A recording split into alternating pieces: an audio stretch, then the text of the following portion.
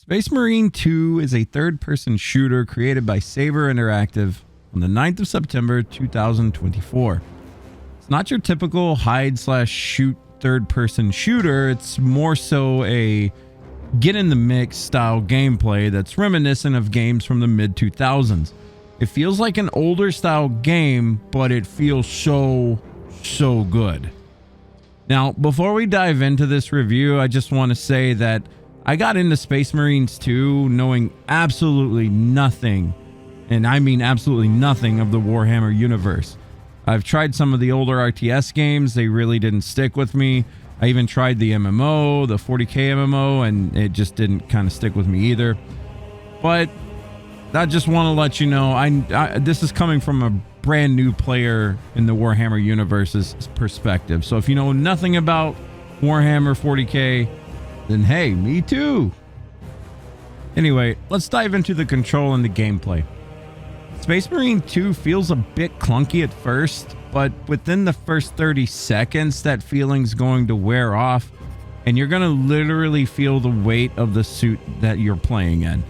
The chunky steps as you plod through the terrain, or the visceral feeling of pulling a Xenos apart with your bare hands. This game feels amazing. Even in the most hectic of times, that's when it probably feels the best, because you're still in full control most of the time. You have your typical gun/melee controls that you're already familiar with, but with no hiding behind cover mechanics that most Gears of War or the Division type players are accustomed to. This was jarring at first until you realize that this game wants you to get gritty.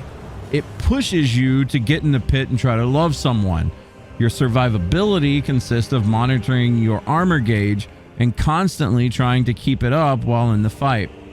This is done via parrying events, rolling, backing up, and blasting when things get a little bit too crazy. Speaking of parrying, I'll kind of explain it a little bit. Throughout the mission that you're on, you're going to be greeted with blue and orange icons that pop up on your screen. Blue means to parry or block, and orange means to, well, get out of the way, like roll out of the way. At first, I wasn't the biggest fan of this mechanic, as I really can't stand generic QTEs in games, but this game just does it right. The goal is to pull off a perfect parry or a perfect roll, meaning right at the time you're about to get hit, your parry goes off, or you roll out of the way at the perfect time.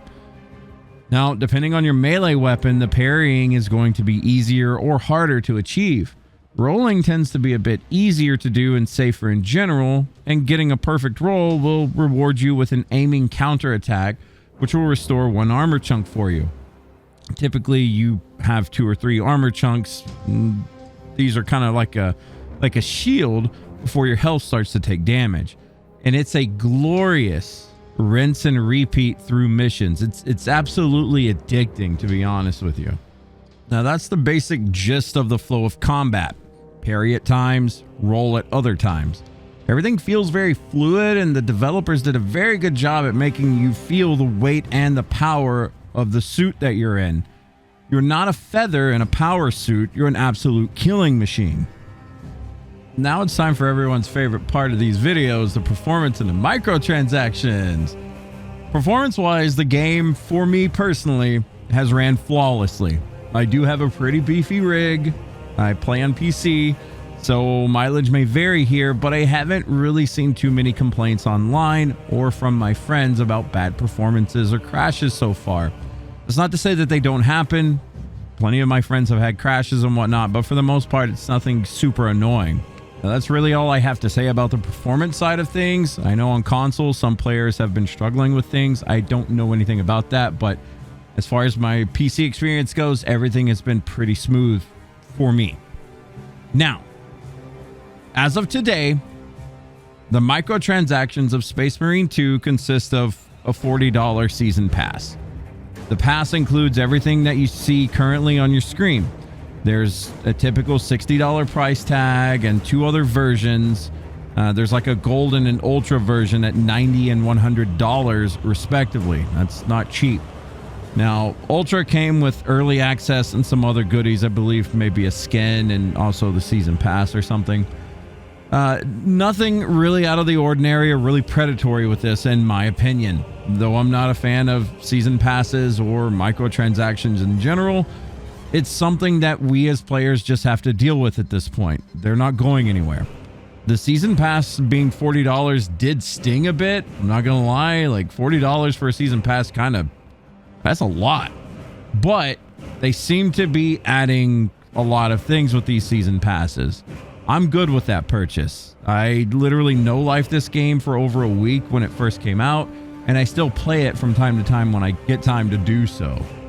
That being said, I don't think the microtransactions are really all that bad in this game currently. Just a $40 price tag kind of stings a little bit, not gonna lie. The story in this game, I would say, is good enough. It's nothing spectacular, but it definitely has some really awesome moments at the same time.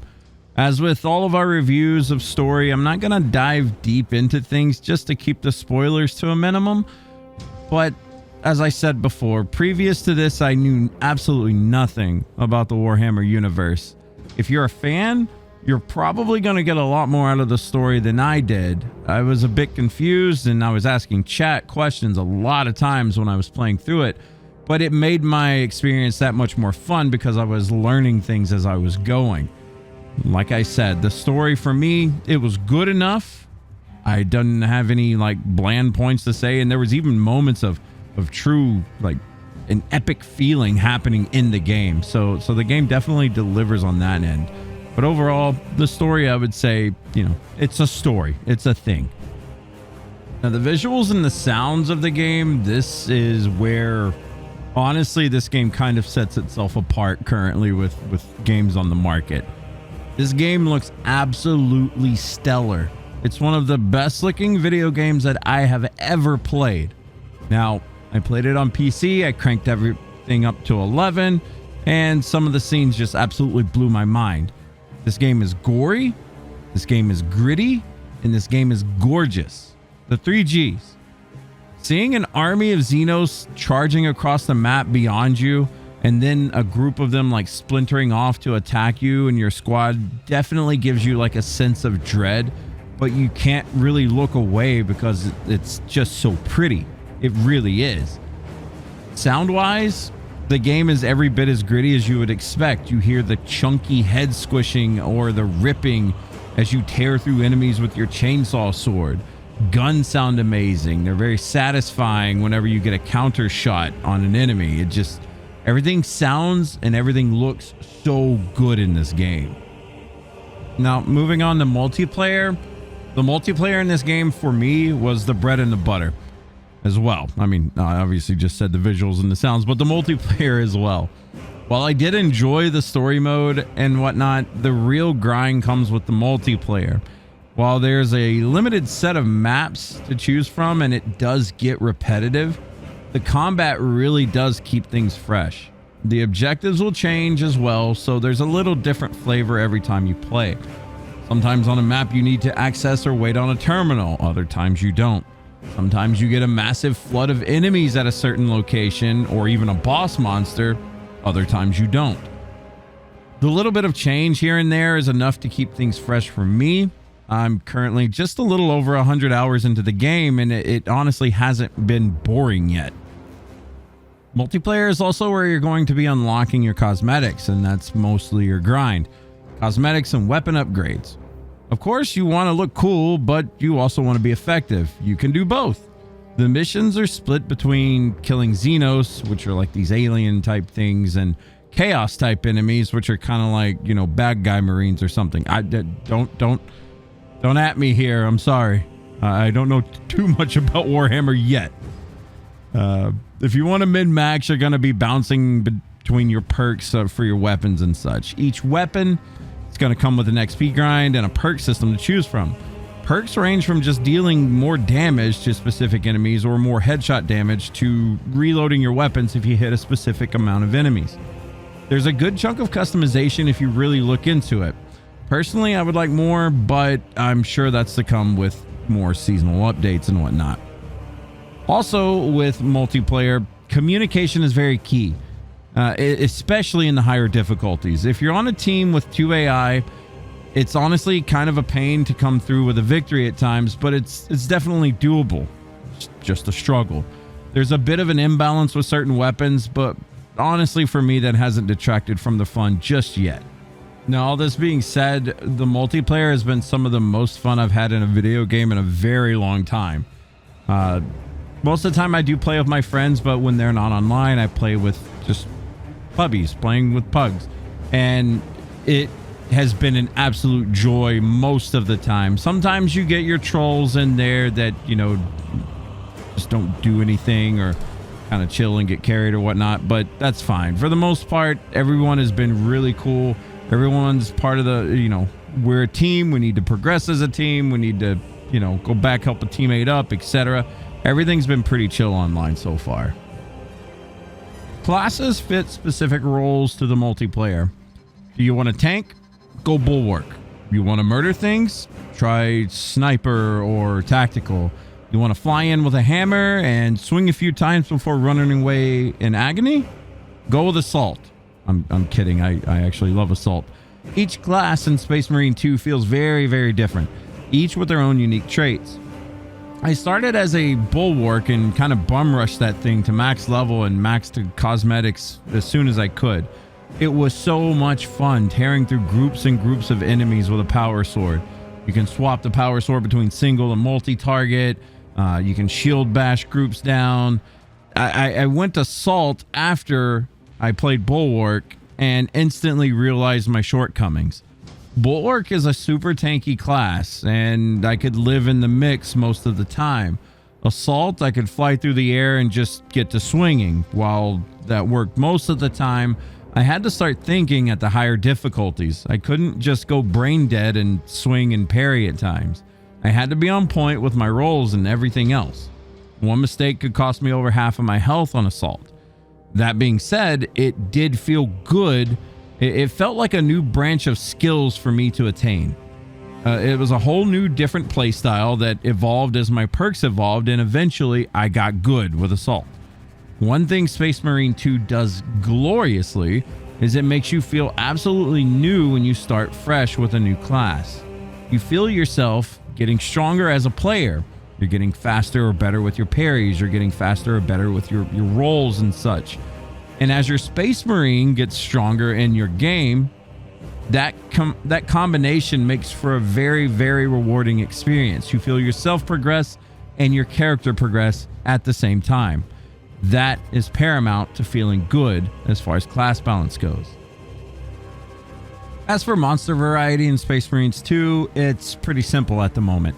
You got Xenos, ranging from the Lobi Hormagaunt enemies to Tyranid warriors and lictors to annoying things like zoanthropes and spore mines, as we just saw. That's just the Xenos faction. The other faction, Chaos, has some goodies too. From annoying little guys with shields, Zongors, I believe, to literally a full-on dragon, like a Helldrake, I believe it's called. The game definitely has some variety. That being said, you're going to be seeing these in the hundreds and thousands, so it's going to feel a little bit stale from time to time. But overall, the enemy variety feels pretty solid so far. I think they're going to be adding on this with season passes as we go forward. Don't quote me on that. That's just kind of what I've been hearing, so we'll see on that. But my vote on monster variety so far, it's been pretty good. It's pretty fun. Now, one thing I was really, really shocked by and actually love about Space Marine 2 is the exploration. If you know me, I love to just wander off in games. Absolutely love games like Breath of the Wild, Elden Ring, Dragon's Dogma 2, etc. And while Space Marines obviously isn't that, it does reward you for looking around. The more you explore, the more you're going to be finding these things called Guardian Relics, which are basically free lives. Like, it gives you an extra turn to be downed. Gene Seeds you can find for bonus XP and multiplayer. And there's also armory data for weapon upgrades and such. Each of these will change locations in each mission. If it's there on one playthrough, it might not be there on the next. There's a few set spawn locations that you're going to eventually memorize, but it was a lot of fun seeking these out on the map over and over, you know, depending on the map that was given to you. And my ending thoughts on Space Marines 2 is, overall, Space Marines 2 is a great game.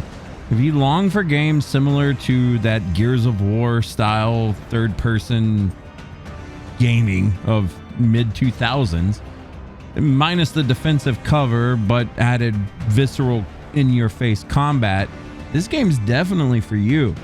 I don't think that I've played a game like this in a very long time. It's very reminiscent of like I said, mid-2000s kind of third-person shooters. And I don't know, it just felt really good, really visceral to play. There's definite flaws. Single player, while good, felt kind of short. Not rushed by any means. It just left you kind of wanting a little bit more. I don't know. Overall, I thought the single player was fine, but you know, it felt a little bit short. Multiplayer, while that is the meat and potatoes of the game for me, there's only like 6 missions currently, so there's not a whole lot of variety to do. The season pass will add more content to the game, but you also have to weigh in the price tag of that. The season pass isn't cheap, you know, $40, but in my honest opinion, there's a bit of content there. I would say that if you really enjoy the base game, obviously go for that. If you're looking, again, for like an old school, I say old school, it's not the 90s anymore, but you know, the 2000s and onwards, if you're looking for that feeling of a game again, Space Marine 2 definitely hits that itch. It hits it hard. It feels good.